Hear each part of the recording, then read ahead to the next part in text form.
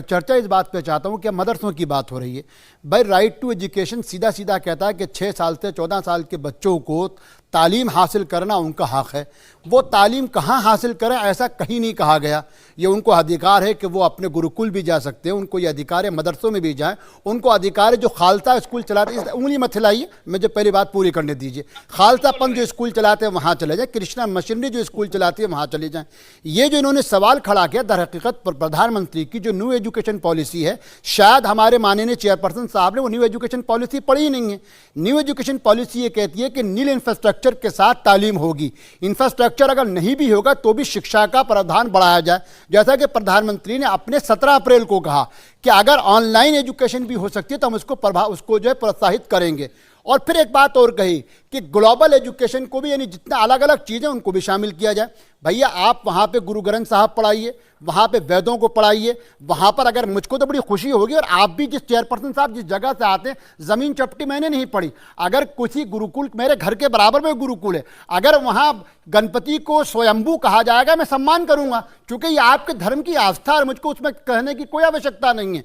अगर कहीं ये पढ़ाया जाएगा कि इन चीज़ों से पसीने से कुछ हो सकता है तो मैं उसको मान लूँगा ये आपके धर्म की आस्था है। मेरे मदरसे में क्या पढ़ाया जाएगा ये मेरा सिलेबस होगा, और उस पर आप हंसे, उसका मजाक उड़ाएं, मुझको ये नहीं है। जी देखिए, आपके मदरसों पर कोई नहीं हंस रहा है, उस पर कोई मजाक नहीं उड़ा रहा है। सवाल ये है कि वहां पर जो शिक्षा दी जा रही है, आपने शुरुआत में ये कह दिया कि नहीं ऐसा नहीं है कि सिर्फ मदरसों में धार्मिक शिक्षा दी जाए। आप मुझे आंकड़ा बता सकते हैं कि कितने फीसदी ऐसे मदरसे हैं जहां पर सिर्फ धार्मिक शिक्षा होती है और कितने फीसदी ऐसे हैं जहां पर सब कुछ पढ़ाया जा रहा है? देखिए, यूपीए के जमाने में जो एक बॉडी बनाई गई थी, जो हमारे यहाँ लेखक महोदय मौजूद हैं, शायद ये जानते होंगे, जिसका नाम था नेशनल एडवाइजरी कमेटी बनाई गई थी। उसके अंदर राइट टू एजुकेशन को लेकर बातचीत हुई थी।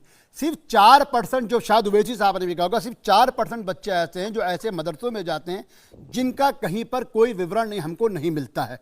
मैं लेकिन इसके बाद आपको एक और बात बताता हूँ, बड़ी दिलचस्प बात है जो शायद चेयरपर्सन साहब ने पढ़ी नहीं। आसाम के अंदर मुसलमानों का जो रेट ऑफ लिटरेसी है, या कोखराझार के अंदर जहाँ पर रेट ऑफ लिटरेसी जिसको हम ट्राइबल एरिया में कहते हैं, उन जगहों पर चूंकि जहां इंफ्रास्ट्रक्चर कायम ही नहीं हो सकता, ब्रह्मपुत्र सबको बहा जाता है, इन इलाकों में रेट ऑफ लिटरेसी यानी 4.8% जो रेट ऑफ लिटरेसी आती है वो मदरसों से आती है। या ट्राइबल जिसको न्यू एजुकेशन पॉलिसी में प्रधानमंत्री ने शामिल करा है कि जो ट्राइबल एजुकेशन होगी, कि आज यहाँ है कल यहाँ है, जो खाना बदोश लोग होते हैं, हमारी न्यू एजुकेशन पॉलिसी में प्रधानमंत्री ने इन सबको शामिल किया था। लेकिन आज आप जो सवाल उठा रहे हैं, मदरसों के बहाने आप भारत की न्यू एजुकेशन पॉलिसी को जो खाना बदोशों के लिए थी, ट्राइबल एरियाज के लिए थी, एरिया के लिए थी, आप उन पर सवाल उठा रहे हैं। मैंने तो आपसे आंकड़ा पूछा था, बहरहाल कोई सवाल नहीं उठा रहा। बच्चे जाते हैं, 4.8% बच्चे सिर्फ मदरसों में जाते हैं, सिर्फ मदरसों में जाते हैं, वो मदरसे जहां पर सारी पढ़ाई होती है। बिल्कुल, यानी प्राइमरी जहां पर जिसको ये बात कर रहे हैं।